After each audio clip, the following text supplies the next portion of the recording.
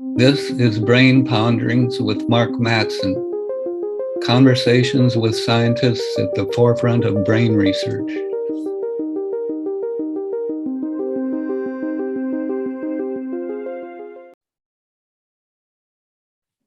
Today it's my pleasure in this episode to talk with Dennis Choi.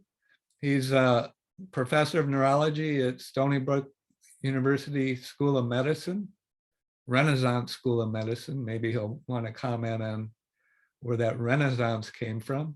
He's also the chair of the department. He's a neurologist and also has a PhD and has done a lot of work over the last 4 decades, basic research in the lab, trying to understand what goes wrong in a number of neurological disorders. One of his major interests is stroke. And so we'll start this, Dennis, by having you go back in time very early on. When did you first hear about glutamate as a neurotransmitter or otherwise? Okay, so really for me, getting into glutamate was a result of my remarkably bad career sequencing. So I did some career sequencing that I think could be a poster child for how you're not supposed to do it, and it ended up with me getting into glutamate. So I'll elaborate a little bit. So I was an MD PhD student at Harvard, and I worked with Gerald Fischbach, and I worked on GABA. You know, GABA had become clear. Let's see, the time frame would be the 1970s. It'd be clear that GABA was a very important neurotransmitter, and it was really interesting. And I started working under Jerry's direction in spinal cord cultures and dorsal ganglia cells and things like that. And of course, GABA has many effects in spinal cord cultures. And so I did my work there and worked on benzodiazepines and things. And then as a career sequencing error, after doing all this, what I had done is I had done my clinical work, and then I did all this laboratory work. And I had reached a point where I was actually ready to graduate, and I wanted to go into clinical medicine, but I had just been doing all this laboratory work. And I said, you know, just jump in. So this is actually the absolute worst way to sequence a combined MD PhD, is to basically do the clinical work and then do, you know, a couple of years of lab work, and then wake up one morning and have to start, you know, at 6 a.m. as an intern at the Peter and Brigham Hospital. So basically I did that. And anyway, I did medicine for a while. So I did my training in neurology, and I even did a fellowship in neurology at MGH. And I got a job as an academic neurologist at Stanford Medical Center. And I walked in the door there, and I had sort of the same kind of deja vu moment, because there I was in academic medicine, and my chair, David Prince, you know, said, well, you know, we're going to have you start initially as an electroencephalographer. You need to be thinking about your, you know, the research that you'll do. And I got the proverbial room in the basement, and I walk into this room, and it has a sink and not much else. And I say, okay, I got to have to do some science here.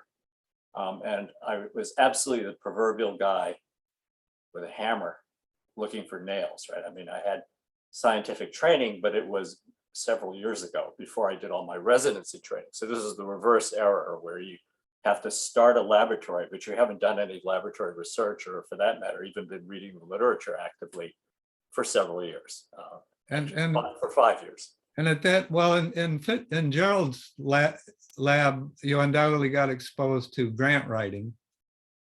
Is that right? Not so much. So you were. I was pretty cold. You had to get funding to support your research. Yeah. So there I am in the room with the sink, saying, okay, I'm going to write an NIH grant. And fortunately, back then, as you know, R01s weren't so hard to get. I feel for young scientists today who have to climb a much taller mountain. But basically back then, it was still a mountain. You're sitting in a room and you haven't really done it. You haven't done any science for 5 years. And you really have a very limited repertoire of techniques, the hammer, right? And so I said, well, what do I know how to do? I know how to stick cells. I know how to study electrophysiological responses. And I worked on GABA. It would make sense to work on glutamate. because that would be different, but not so different that my hammer wouldn't be useful. So I wrote an NIH grant, and at the time, one of the, you might recall this time in early glutamate history, people were really fascinated by the Nmda receptor and its sort of reverse voltage current curve. It had these weird characteristics, and people were trying to figure out, hey, why does this Nmda receptor behave so oddly? And that was I said, okay, great, I can do this. And the Nmda receptor is the channel in the membrane through which calcium goes. So it's the main way that when glutamate's released from the synapse, the postsynaptic neuron responds, depolarizes, and calcium goes through the Nmda channel. Yes, absolutely. Although I think at that moment the calcium connection was not known, but we were in the early days of glutamate pharmacology, right? And Watkins et al. And anyway, it had been sort of defined as an interesting receptor, but at any rate, it had very peculiar voltage current characteristics. So just leave it at that. And so I wrote my grant to study that as an electrophysiologist.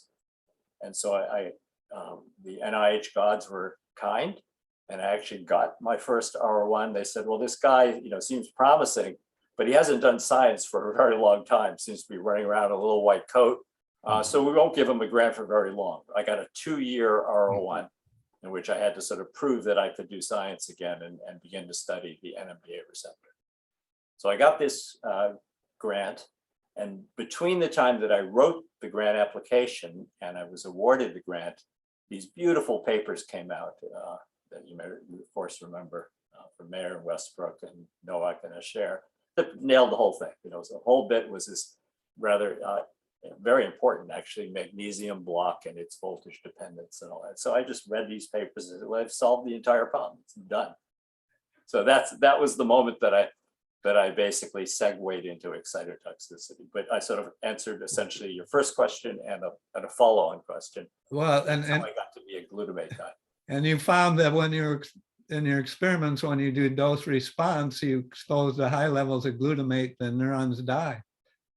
Yeah, it wasn't quite as empirical as that. Really, I had this second moment where I said, I really should have done a postdoc. That's what I would advise young people today. Yeah. If you're going to be an MD PhD and you're going to have a laboratory as a faculty member, you should have some current science, a little bit of runway. And then when you start as a faculty member, you have some current expertise, a set of current questions, and you can start your laboratory. So I really feel that I did it the wrong way around, but was lucky. So there I am. And then there was a moment where I have to say was the nadir, right? Because not only am I a guy with only one hammer, one set of techniques that was really state of the art, but 5 years ago, which is a long time in experimental biology. So I'm a 5-year out of date experimental biologist with a hammer. And not only that, the actual project, which I wrote up in detail that I would work on, was entirely solved, beautifully solved, before I actually got the money to do work. So then I'm sitting there, not only with a hammer, but no project. So then I started to think, well, what could I do that would be related? And I found glutamate fascinating, as you obviously did over the decades. But this particular problem has been solved. I need to do something else with glutamate. And that's how I segue to excitotoxicity.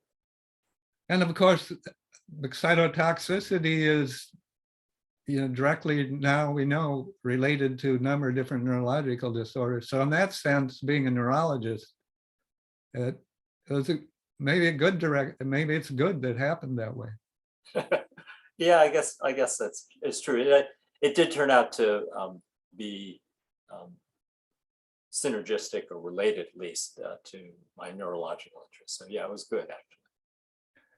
Okay, but I want to give credit where credit. I mean, I didn't sit there and say I'm going to do excitotoxicity. I did say that, but the way I got there was I read an absolutely beautiful paper by Steve Rothman, and so his initial work where he showed that anoxic injury to cultured nerve cells appeared to be sensitive to glutamate blockers. So these drugs, which were early drugs and terrible drugs, but they were the first ones out, courtesy of the pioneering neuropharmacologists in Great Britain and Australia.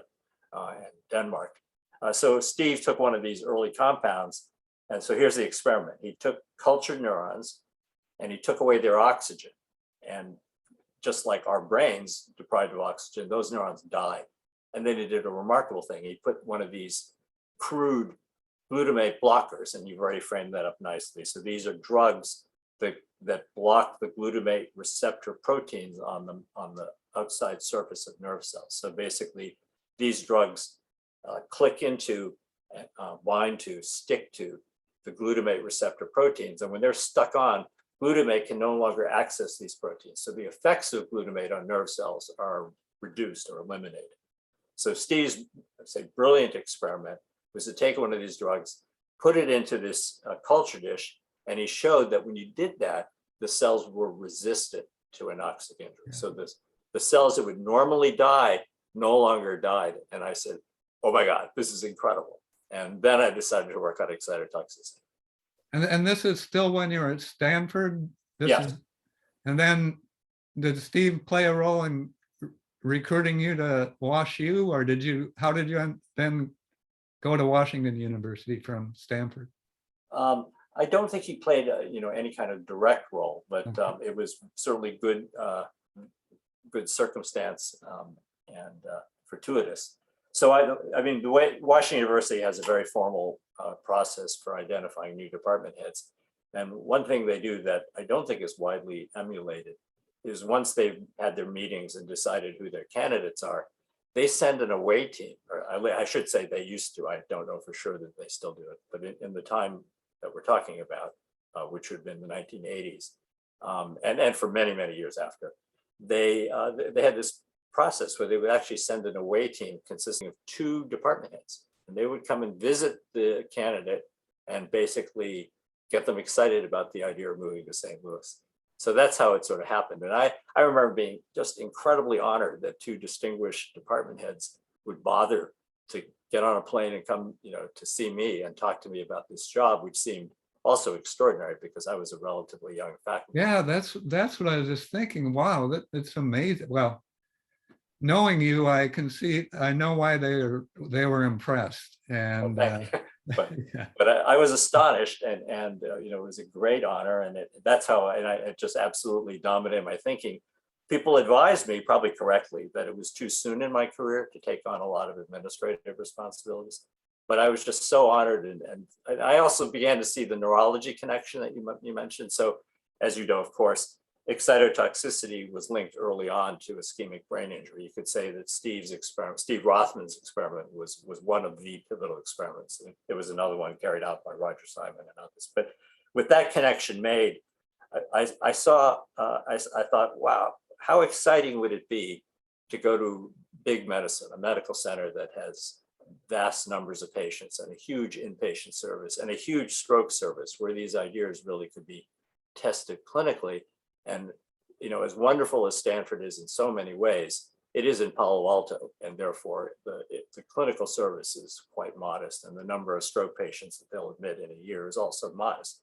So that was part of the excitement. It's like I could continue to do lab science, and oh my God, Steve Rothman is there, and John Olney is there. So you can say the birthplace of excitotoxicity, and people who really know a lot about this and are interested in this. And then on top of that, they have this gigantic neurology service where if there will be any clinical testing of anti-excitotoxic drugs, this would be a great place to be. And I went. Yeah, you inspired me to start studying excitotoxicity. I was studying the roles of glutamate in controlling the outgrowth of dendrites and the formation of synapses. Right, with Stan Cater. Yeah, with Stan Cater. And then I saw your papers, which I'd like you to describe now, in around 1987 or in there, multiple papers establishing a role for calcium and excitotoxicity, but also then looking in more detail at the role of sodium. And could you talk about these kind of fast excitotoxicity, slow excitotoxicity, and what you were finding? Okay, sure. So first, a little bit of definition around excitotoxicity, if people aren't familiar with that. So the term was coined by John Olney, who's an academic psychiatrist at Washington University. And what Olney had done was follow up on some earlier observations that suggested that glutamate might be toxic in high concentrations. Abnormal exposures of glutamate, intense exposures, might kill nerve cells. So the early observations were done on retinal cells, but only basically extended this observation to the brain and said, wow, this really happens. It's quite profound. If I inject glutamate-like compounds into the brain, it destroys neurons. And he thought about how this toxicity would be occurring, and knowing of glutamate's profound neuroexcitatory properties, he said, I wonder if they're just being excited to death, and therefore the term excitotoxicity.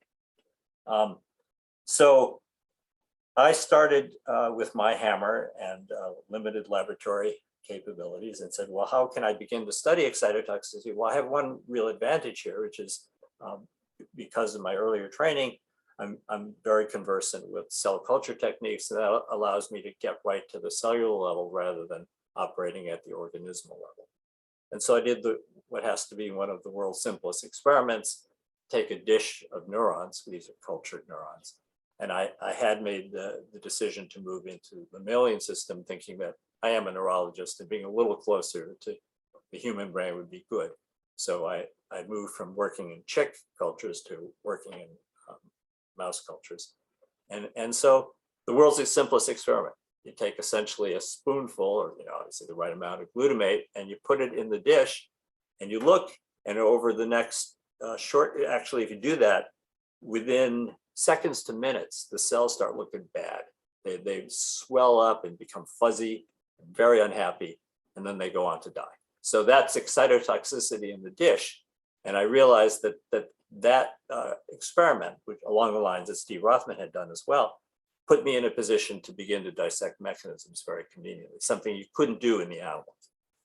So I basically I said, well, okay, John only says they're being excited to death, and we know glutamate causes a lot of sodium to rush into cells. It opens these pores that are permeable to the ion sodium, which takes with it chloride. Sodium chloride is table salt. So you have table salt rushing into the cells, taking with it water, and the cells literally would swell up like balloons.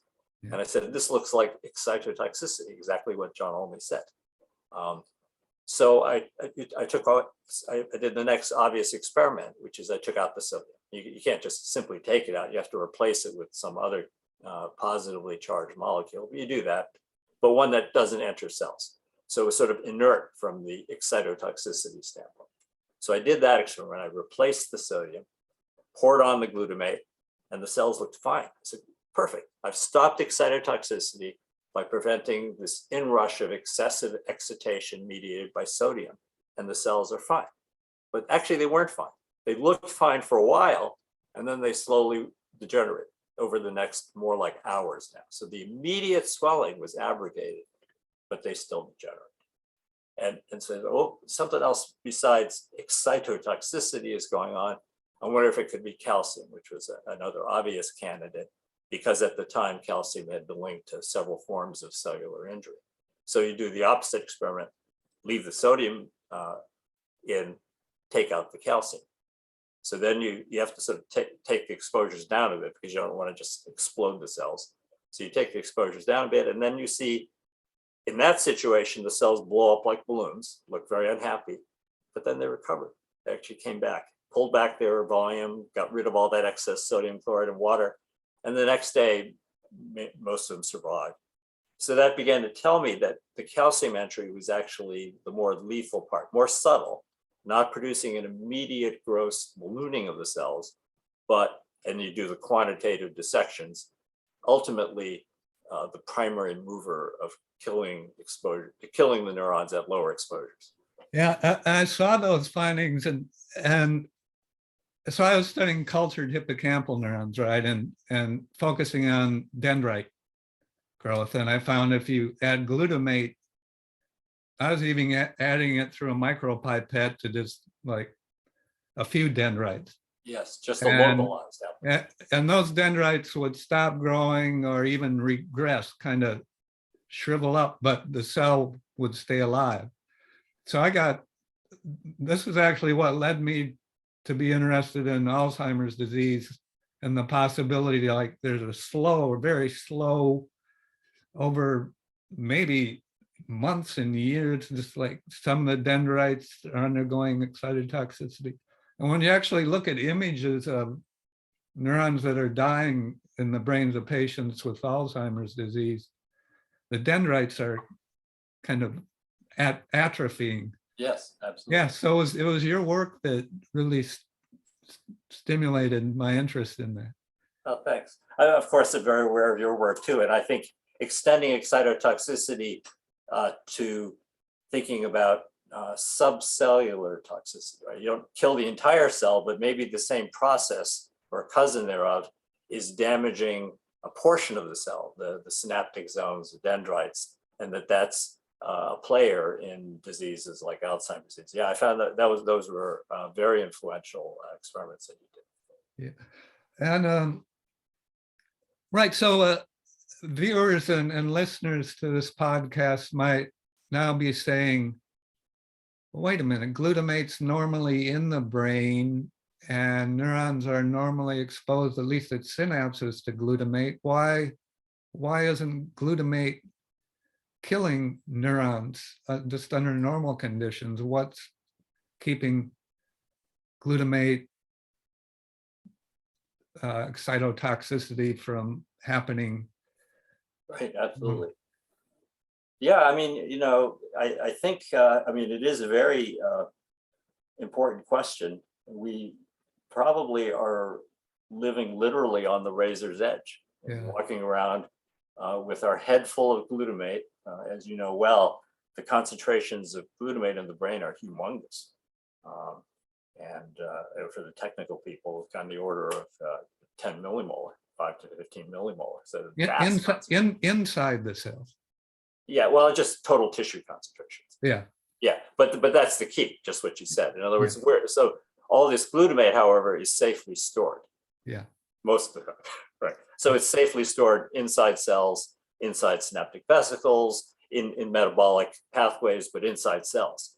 And so it doesn't become excitatory unless it gets outside the cells. And normally, this happens in a highly controlled fashion at a synapse where the nerve cells connect, and then very highly specialized structures called synaptic endings release little packets, vesicles of glutamate onto their partner. And those little packets of glutamate stimulate the glutamate receptors, and the sodium goes in. And all that's how signaling works. Now, those kinds of exposures, which although can be intense in concentration, are extremely brief, milliseconds, are not toxic. Yeah. You get into toxicity when the exposure, so I tried to define, you know, what kinds of exposures would be necessary for toxicity. My standard exposure was 5 minutes.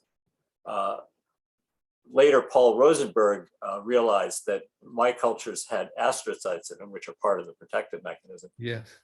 He pulled them away and said, I wonder what happens now, and the cells are even more sensitive. But still, even in Paul's experiments, you still need concentrations and durations of exposure that would never happen under, quote, normal conditions. So that's the key.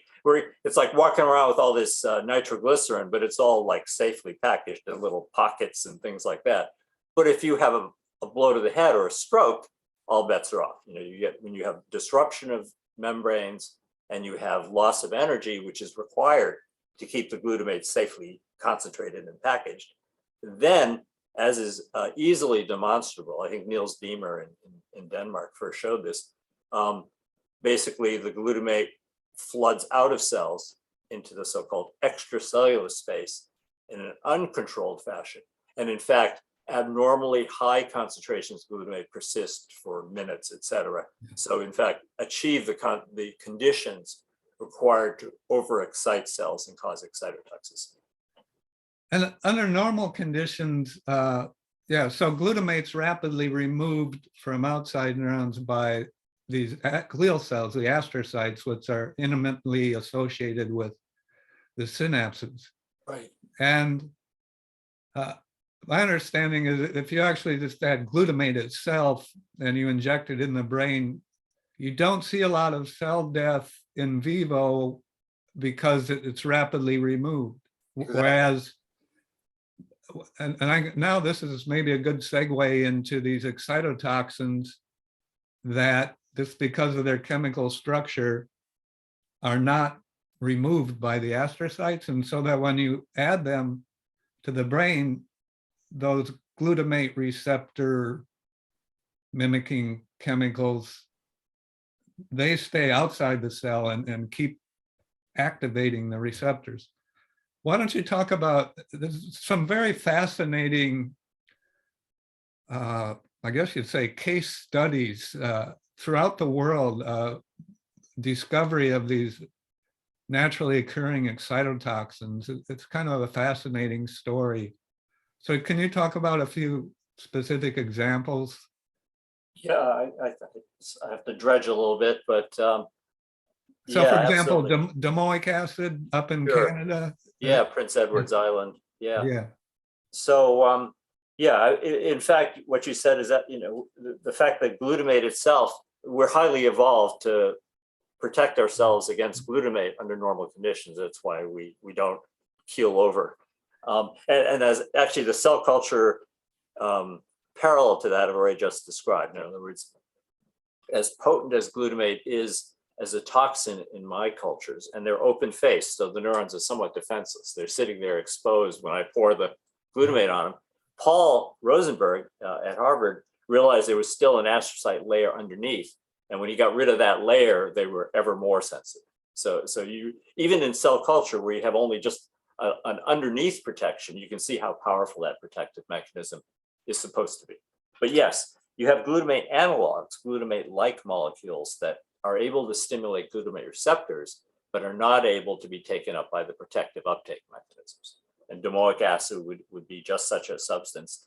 And it was responsible for, I guess it was present in muscles, but there was an outbreak of essentially human excitotoxicity related to ingestion of these mussels that I have to dredge, but I think the mussels themselves probably weren't the source of the domoic acid. I believe they got it from eating some, it was algae. algae, right? It was like a red tide year. It was Yes. kind of a dry year, and the toxin concentrates more. And then as you go up the food chain, the toxins, They concentrated. Yeah, just like mercury. Yeah, and so these people that ate at this restaurant and they developed amnesia, and at least one or two died. Yeah. They had seizures. Seizures, yes. And brain damage, death. They looked at their brains and there's this like neurons in the hippocampus were wiped out. These. Yep. And it's all because it really was human excitotoxicity, and we sadly understand exactly what happened in those unfortunate cases. Yeah. Yeah. Okay, so now why don't you talk about your work on stroke and then talk about pharmacological approaches, drugs, and we'll get to ketamine at some point, which is actually very interesting because you worked on this early on and were maybe the first to show that it protects against excitotoxicity. I'm not sure. Probably someone else, but someone else. It's really interesting stuff. Yeah. So let's talk about stroke, because this is one of your main, from both a clinical standpoint and basic research, this is one of your main interests. Right. And I think the links to excitotoxicity as a pathogenic process were made early on. I've already mentioned some of the work. And so there were these experiments, probably Roger Simon and Brian Meldrum were the very first to put in glutamate antagonists into an animal and show that it reduced the size of an experimental anoxic injury. And ultimately, the field focused in on stroke. Now, stroke is caused when, most commonly, when a blood vessel supplying a region of the brain becomes impaired, an artery. So most typically, atherosclerosis or clot blocks that artery. And then the downstream field that's normally perfused by that artery no longer gets blood. So it's essentially abruptly cut off from its blood supply. And that sector of brain, that region of brain, is immediately impaired and then goes on, if things aren't remedied pretty quickly, goes on to die, or we use the term infarct. And that's the basis of a stroke. And the sad results of a stroke are obvious. People can die. If they don't die, they are impaired by loss of that region of brain. So if a chunk of brain on the right side of brain is damaged, typically or very commonly, motor and sensory functions on the left side of the body can be impaired, et cetera. So that's your stroke. Stroke can also be caused if the artery bursts, which causes a hemorrhage, et cetera. But the majority of strokes are so-called ischemic, which means that blood supply is abruptly reduced. And early on, the connection was made that glutamate antagonist drugs were very promising in their ability to reduce the amount of infarction in experimental models of stroke. And these models are pretty compelling, meaning, some things are hard to model. It's hard to model complex neurodegenerative disease like Alzheimer's disease, even though we're getting better and better at it. The field's getting better and better at it. But stroke's pretty straightforward. You basically tie off an artery, the chunk of brain downstream dies, and there you are. And the very robust observation made in many labs was, if you use a glutamate antagonist, you can reduce the infarct. And very specifically, this ties to your earlier point. Part of my next follow-on experiment from getting to calcium was when the Nmda receptor was tied to calcium, was to put 2 and 2 together and say it's got to be the Nmda receptor, and that prediction was borne out. So at lower exposures, what explains the majority of glutamate toxicity is Nmda receptor activation and excessive calcium entry. If you really blow things away, basically everything dies, and other glutamate receptors are involved, et cetera, et cetera. But the first mover and the one responsible at lower exposures is the Nmda receptor and calcium overload. So our work tied in and supported this global effort to start thinking about specifically Nmda antagonists, the Nmda receptor, as you outlined already, being one type of glutamate receptor, but the one that's most broadly connected to calcium permeability, calcium entry. So that was the concept, and it really was a very appealing concept. If we had an Nmda receptor blocker drug, and it turns out that from a medicinal chemistry standpoint, it's pretty easy to do that, make a drug that blocks the Nmda receptor, we would have a drug that wouldn't block all the glutamate receptors. So you wouldn't send somebody immediately into a coma because they still had other glutamate receptors. Neuroexcitation would still take place, maybe not quite right, but it would still take place. But you would have taken out the prime mover behind calcium overload and excitotoxicity. So that was the prediction. It was very tractable from a medicinal chemistry standpoint.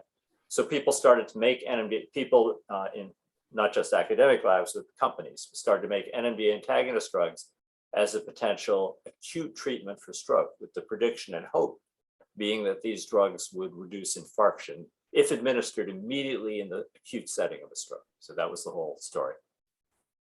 And there were clinical trials done. There were. And to summarize, they occurred over maybe a 10-year time frame, beginning in the late 80s and through probably the 90s. And to summarize, they didn't work. So basically it was a big disappointment. Now, so the stroke, it's easy to model in animals. Yep. But in the laboratory animals, you have genetically pure animals. They're all like identical twins. So they have the same genetic makeup. And you include, it's usually one artery called the middle cerebral artery, which supplies part of the cerebral cortex, motor cortex, for example. So the animals will have problems controlling their movements on the opposite side. But so you're occluding the same artery for the same amount of time in every animal. In humans, there's a lot more variability in where the clot is, how long the clot's there. And there's also variability among people genetically. So for all we know, there are certain genetic factors that would make someone, if they had like exactly the same stroke as someone else, maybe the stroke is bigger in this person than that person. So do you think there's some role for that problem in being able to pick out any potential benefit, because there's so much variability, you never get any statistical difference? Or do you think it just didn't work? Well, Mark, I think what you're pointing out is part of the explanation. I should say no one really knows why they didn't work. Yeah. The simple conclusion is that the idea is flawed. I still believe that the idea has core merit, but that there were reasons for the failure. And I think if you look at you start looking critically at the series of failed clinical trials, some of those trials were doomed to failure from the outset for really unrelated reasons, meaning too little drug was given, or the drug was given way late. There was no reason to believe you can come in a day after a stroke, block the Nmda receptor, and come out. Well, this is a good point, because weren't a lot of the animal studies that the drug was given like even before the stroke? Some even before, some shortly thereafter, but nobody did experiments where they gave it a day later. That's the barn door, right? So I think you have to kind of discard those failures as explainable and therefore not informative regarding the NMDA hypothesis. But I think there's still a signal there that says the drugs didn't do what they were supposed to do. Okay. And so my theory, and it's a shared theory by at least say a number of other people, is that the core reason has to do with what you were talking about. In other words, as intuitively attractive and good as the rat model of stroke is for the human stroke, they're fundamentally different. And the rat brain, as you know, is a little smooth cylinder, and you tie off that middle cerebral artery in a rat, and you get this very crisp infarct involving the requisite part of cortex and subcortex. The human brain is really complex in its gyri and foldings, and it has therefore complex watersheds. If you tie off a comparable artery in a human, there's a core zone that is just zapped. But a lot of the brain goes into this intermediate low flow state. So the stroke, the ischemic insult itself, the deprivation of blood, is not as complete and as sharp as it is in the animal. And so subsequent experiments showed that you triggered excitotoxicity in sort of full-blown majesty when you delivered the sharp maximal ischemic insult. But when you got into these watershed moments, which you will increasingly in the human brain, excitotoxicity might not be triggered in such a sharp fashion. And in fact, cells might be tagged, injured, but then they would trigger their own cell death mechanisms, a process you're very, very familiar with, called apoptosis, programmed cell death. And programmed cell death actually it's very complex and many molecules involved, as you know. But if you said, just in the broadest brushstrokes, what's the relationship between programmed cell death and calcium? There's at least an overarching sense that calcium actually has a reverse relationship, meaning that when a neuron is on the threshold of making a decision to commit suicide, apoptosis, a little more calcium will stave off that decision. And if you lower the calcium, you actually will increase the amount of programmed cell death. So now you sort of say, whoops, wait a minute. So the theory at the time was go in there and slam all the Nmda receptors with the highest, in the good experiments, the good trials, with a very high concentration of an Nmda antagonist drug and take out excitotoxicity. But what if at the same time, you produced a benefit for the cells that were undergoing acute excitotoxic death? But what if at the same time, you actually enhance the cells that were teetering on the brink of apoptosis, enhance their injury, enhance their propensity to commit suicide? Then you come out awash. You improved excitotoxicity, but you worsened programmed cell death. And in broad brushstrokes, I think that's a major underlying contributor to the earlier failures. What you just said, it's really a fascinating area that I've been very interested. There's some terms here that people use. Hormesis is one that's being used a lot, but in the stroke literature, there was this phenomenon of preconditioning where you essentially expose the brain to like a minor ischemic insult Exactly. that doesn't kill. And then you come later with a full-blown stroke and some of the neurons are protected. Right. And so what's happening is when neurons are active, normally glutamate receptors are active, calcium influx, it activates transcription factors that that induce the expression of genes that encode proteins that protects the neurons against stress. Yes. So when you put them under stress, when you exercise them, like you and I are doing now, we're exercising our neurons. That's actually a stress. There's calcium influx, free radical production, but at the same time, these adaptive responses are triggered. Now, this is a kind of a fascinating area. There's a phenomenon. So preconditioning is where you impose a mild stress that doesn't damage the cells before you hit them with a large insult like a stroke. But there's also this phenomenon of postconditioning. And that is, and in the cardiovascular field, there are studies now, and I think even clinical trials in humans showing that if you, it's very fascinating. You have a patient that has had a heart attack, and the EMS people come and they put essentially a blood pressure cuff on their arm, and they tighten it so much that it shuts off the blood supply to the arm, and essentially causing ischemia in the arm. And the patients that had that done had better outcomes. Fascinating. And I'm not sure what the status of moving that towards like being standard practice, but apparently, not only if you impose a mild ischemic insult, So if you think about it, what about in stroke? You know, are you familiar with this literature? No, I'm not. But I'll send you some papers, and fascinating. Yeah, I'll put some links in the description of this YouTube thing. Yeah. But it's very fascinating. So what you talked about is that in the right setting of stroke, these neurons that are on the edge, you can actually keep them alive by imposing a little bit more calcium stress.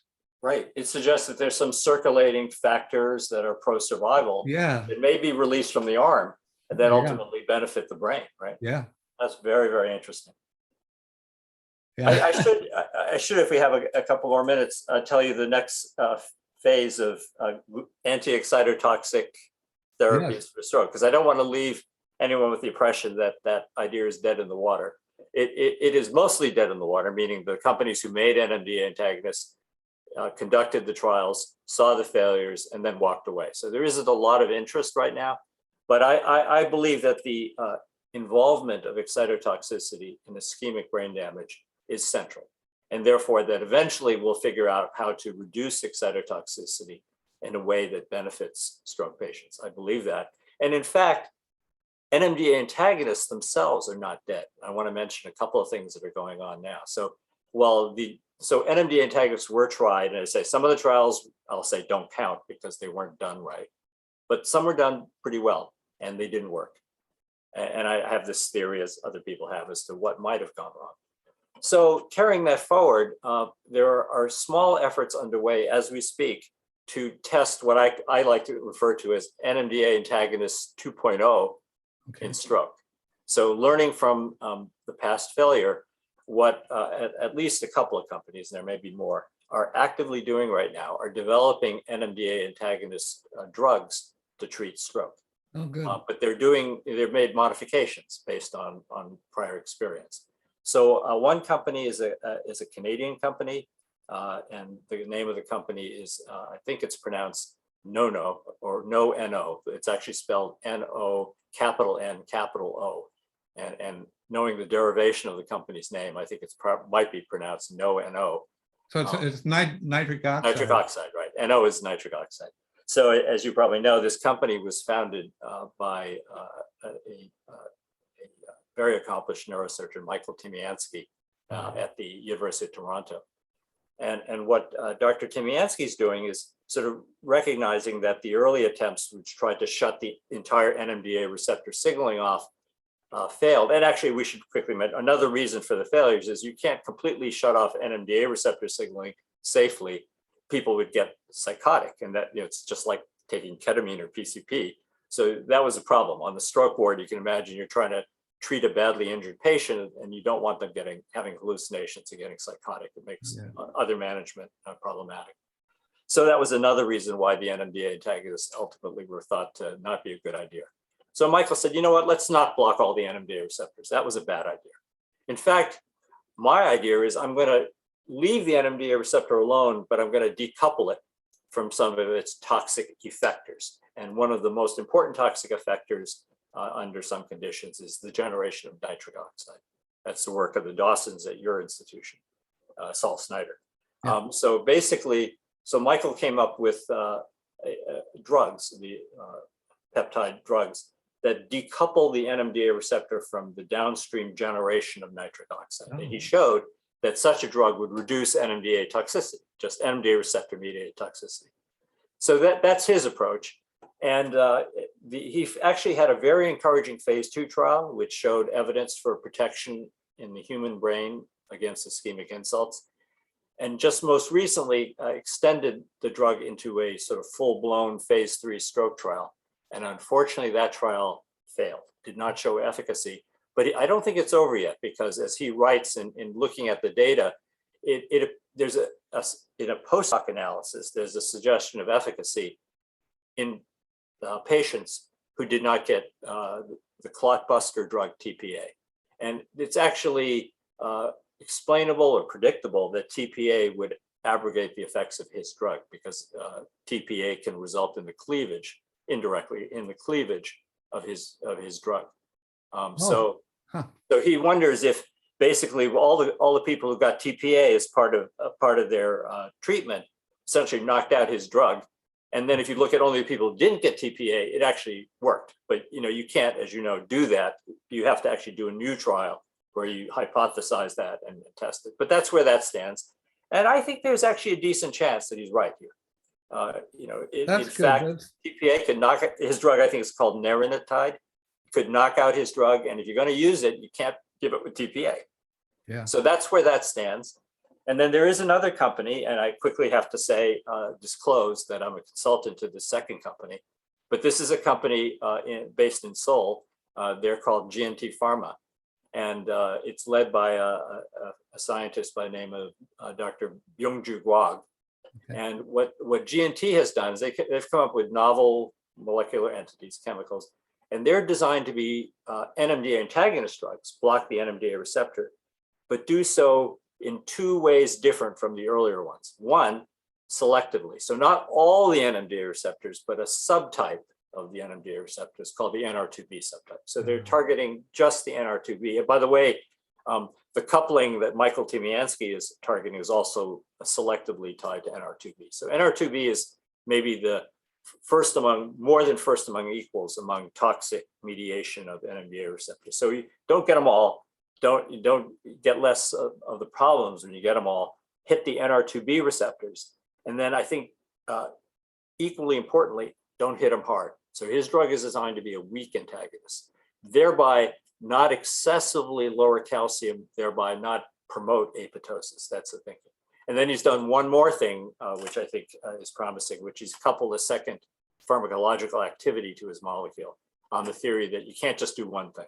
So he's hit this drug, the drug that they're developing, which is called Nmda, is also a very powerful free radical scavenger. So this drug has also completed phase 2 trials in Asia. That would be both Korea and Japan, and looks promising. So they're now in phase 3. Oh, good. We'll see, right? This is really good. It's been such a long time. There's no treatments that are really effective in stroke. And no neuroprotective treatments. Neuroprotective. Blockbusters work. Yeah. Oh, no. Yeah. Neuroprotective. Right. And, something's needed. Strokes still, it's terrible people, as people, there's more obesity, type 2 diabetes. Unfortunately, there's still a trend towards poor diet and lifestyle, which are risk factors for stroke. Absolutely. And so we need treatments. Right. If you look at the public health curves, it's good news, bad news. I mean, the bad news we already said, which is it remains a huge problem. The good news is that that there has been progress, and stroke rates in America have steadily, and the first world have improved. But those improvements are largely smoking. Yeah, exactly. Are largely attributed to lifestyle improvements. Probably number one on the list is blood pressure control. Yeah. But I think smoking and diet and obesity, people are more and more serious about, keeping those in check. And that has resulted in lowered strokes. So that's great. But it's still there. It's still big. It's still probably the leading cause of adult disability in the world. Besides directly blocking Nmda receptors, are there any other clinical trials in stroke with other approaches that would indirectly affect excitotoxicity? Yeah, I think there continues to be interest in using free radical scavengers for stroke. And in fact, there's a drug that's approved as a neuroprotectant in stroke in Japan. So, that remains a viable avenue. I think there are lots of possible attack points. We know much more about how excitotoxicity takes place, but the overall level of activity, and ultimately some organization has to get involved that knows how to make drugs, is still, to me, disappointingly low. And I'm so hopeful that someone, for example, NO, succeeds, because I think that will galvanize the field and cause companies to get back and say, this is a huge unmet medical need, and we can actually make these drugs, and let's tackle it. Remember, there was some efforts like by Seth Finkelstein and others to administer neurotrophic factors, yes, proteins and we did some of this work actually showing that certain neurotrophic factors, FGF, protect against excitotoxicity. And then that kind of got stalled and nobody picked up on that again, I guess. I think it got stalled because of this larger envelope. I actually was in industry at the time, so I could speak from firsthand experience. The industry basically got turned off by stroke, saying it's just too hard and we've lost too much money trying to develop stroke drugs, we're out. So yeah, there was a lot of that. I think it's slowly beginning to, this negativism is slowly receding. But I think it's going to take a breakthrough success to get people really to jump back in the water. And I think, just as you said, neurotrophic approaches may be very, very useful, maybe not just by themselves, but as a component of a neuroprotective approach. Yeah. And I guess we'll finish up this podcast now, I guess, but it's, I've done a lot of work that's relevant to Alzheimer's disease, right? Yeah. With first cell culture amyloid, showing amyloid makes neurons vulnerable to excitotoxicity, showing neurotrophic factors can be protective. And from the standpoint of drug development, the same thing, these big pharmaceutical companies have, several of them quit doing research, developing drugs for Alzheimer's disease. And it's unfortunate because these are big problems. Big and growing, right? Yeah. So I guess the only thing that will get them back is somebody having some success. I agree. You know, and if you look at the landscape of Alzheimer drug development now, drugs designed to modify the course of Alzheimer's and slow the course, you know, it's sort of unfortunate, but it does look to me like the bets are stacked to a large degree. You know, basically, there's a certain Me Tooism in company programs, and so many of the programs are target, you know, have targeted beta amyloid, et cetera.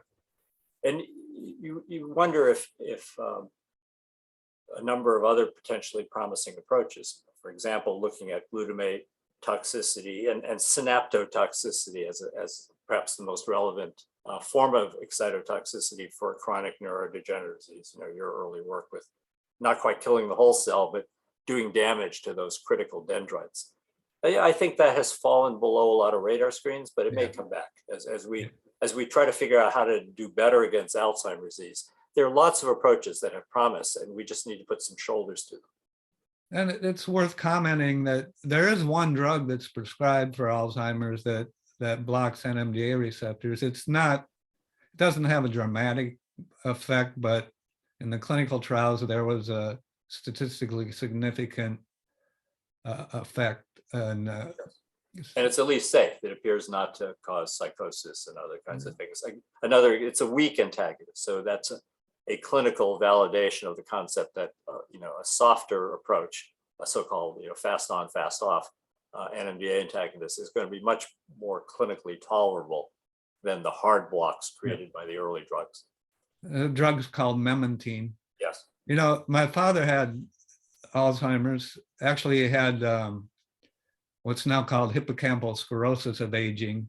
Oh, sorry to hear. Where he had, you know, clinically it's indistinguishable from autopsy confirmed Alzheimer's. And I had him, you know, Ron Peterson at Mayo Clinic? Yes. Yeah, so he was Ronald Reagan's doctor. I'm from Rochester, Minnesota. So he was my dad's neurologist. And then when my dad passed away, there's a really good neuropathologist named Dennis Dixon that did the postmortem analysis of my dad's brain tissue, but he just had modest amounts of amyloid that didn't reach criteria for Alzheimer's, but he had massive loss of the same hippocampal neurons that we know are very vulnerable to excitotoxicity. And we gave my dad, he had memantine for a while, but he did have some kind of small psychotic episodes. Right. You know, so that's the... Yeah, unfortunately, in more advanced Alzheimer and related disease clinical courses, hallucinations and psychotic episodes are part of the natural history. So it may not take much to tip somebody over that way. Yeah, yeah. Well, okay, so it's been great to see you again, Dennis, and talk to you. And you know, I'll try to keep in touch. It's, you know, a lot going on in our lives, but yeah, no, I would enjoy that. I understand, Mark, you've stepped down from your job as a lab chief at NIH. Yeah, I've written a couple books, and I'm doing these podcasts, and then I do this in the morning, and then I goof off the rest of the day. Much to be said for goofing off. Yes. Okay, Dennis, it's great to see you. Likewise. Great to see you. Take Bye. care. Thanks for having me on this series. Yeah, bye.